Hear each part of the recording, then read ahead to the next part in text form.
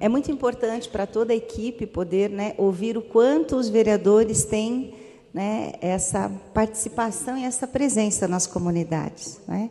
E é com esse espírito, né, de participação que a vereadora traz que nós todos contamos, não é? Vamos dizer que agora, com o Pronasce, todos os problemas da comunidade serão resolvidos? Não. Seria uma ingenuidade, uma incoerência e uma mentira dizermos isso. Mas é mais um caminho, é mais uma porta, é mais uma possibilidade de não nos acomodarmos diante daquilo que assistimos. Nós não viemos a esse mundo para termos uma posição contemplativa do mundo. E é com essa ideia de participação, de transformação, né, e de movimento dentro da comunidade que nós vamos construir o caminho. Com a comunidade, com as mulheres, com quem é parte legítima desse processo. Mais alguma questão? Pois não? Bom dia, Ângela. Bom dia. Quero parabenizar o seu projeto, esse projeto, que é maravilhoso, com certeza já está vindo já de muito tempo, né? E como se trata de mulheres da paz, como o folheto e o projeto, ele tem uma partida de paz, de união, eu acho que esse folheto, ele pecou em quem formulou ele. E um detalhe, na ficha de inscrição, aqui diz, qual é a sua cor? Branco, preta, parda, amarela, indígena. E eu acho que isso aqui ficou pesado nisso aqui. Porque a impressão que dá é que se for uma branca, não vai aceitar. Só vai aceitar se for uma negra. Certo. Ou se for uma negra, só vai aceitar se for uma amarela. Dá uma má impressão isso aqui. É só uma crítica construtiva. Eu não estou condenando o projeto, é maravilhoso. Sim. Só esse aqui que pegou pesado, na minha opinião. Apesar que a maioria das fichas, como diz o vereador Onildo, a maioria das fichas está presente, esse absurdo, né, que eu acho um absurdo isso aqui. Se é para a paz, então já deveria começar por aqui, né? Muito bem. Eu agradeço ao senhor por ter levantado essa questão, e nós colocamos essa questão no formulário, inclusive por orientação do próprio Ministério da Justiça, que fez uma análise do projeto Mulheres da Paz no Brasil todo e indicou que não havia esse olhar racial. E há uma questão racial muito forte dentro da sociedade brasileira quando a gente invisibiliza o preconceito.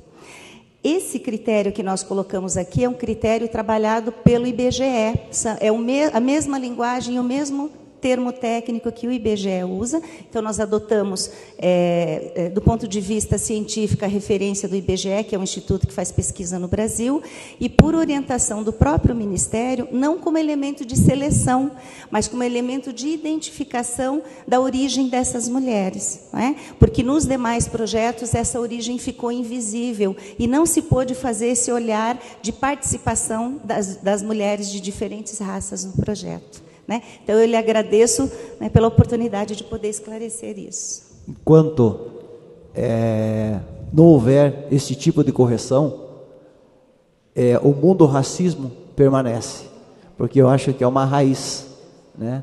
E todo mal que você quer eliminar, tem que eliminar pela raiz, né? Tudo que faz se lembrar, né? É como se fosse num casamento, o homem traiu, né? Então, a mulher, ela vai que procurar sempre esquecer isso aí. Então, ou vice-versa, né? Não vou condenar só os homens. Então, se eles começarem a macetar isso aí, é lógico que o casamento vai acabar, né? E eu vejo isso aqui também como uma lembrança, uma breve lembrança, né? E não só por isso aqui, a gente vê isso aqui em vários formulários, né? Isso deveria acabar, para o racismo finalizar, né? Que afinal de contas, nossas veias correm o mesmo sangue, é a mesma cor, e o amor que nós temos não é diferente do branco, do preto, de ninguém, né? Não é crítica, é construtiva. Tá bem? Eu agradeço as suas considerações, né? E gostaria de, aproveitando a fala da vereadora, é claro que nessas comunidades onde há essa motivação, né, do projeto ter sido levado em razão dos altos índices de violência, há uma preocupação da equipe em relação à construção da autoimagem da comunidade e da autoimagem das próprias mulheres. Então, dentro do desenho pedagógico do projeto, na primeira semana de formação, nós propomos uma atividade que se chama Momento do Talento. E o que é o Momento do Talento? É o momento em que as mulheres vão buscar na comunidade pessoas talentosas, que toque violão, que cante, que faça crochê, que tenha uma habilidade artesanal, né? Pessoas que mostrem aquilo que a comunidade tem de bom, justamente para já iniciarmos o processo de construção de uma identidade positiva. E essa questão, né, racial, ela é parte dessa discussão, porque o preconceito, muitas vezes, é um preconceito invisível que a gente não percebe. Né? Quando, por exemplo, uma educadora se refere ao quadro verde como quadro negro, né? Ou, se você não obedecer a sua professora, você vai assinar o livro negro, né? Você está, sem perceber, trabalhando uma concepção preconceituosa. Assim como, muitas vezes, há preconceito em relação a credo religioso. Né? Eu lembro de uma história que acompanhei num livro, onde a professora pediu às crianças que trouxessem um instrumento musical para uma aula de artes. E uma das crianças trouxe um berimbau. E quando a criança chegou à sala de aula, o coleguinha falou assim: isso não é instrumento musical, isso é coisa de macumba. Onde está a cultura afro? Não é? É um instrumento utilizado numa cerimônia religiosa que não a católica? Né? Então, se a professora teve uma posição de não interferir numa situação dessas, ela está permitindo um movimento racista que envolve a questão racial e a questão religiosa.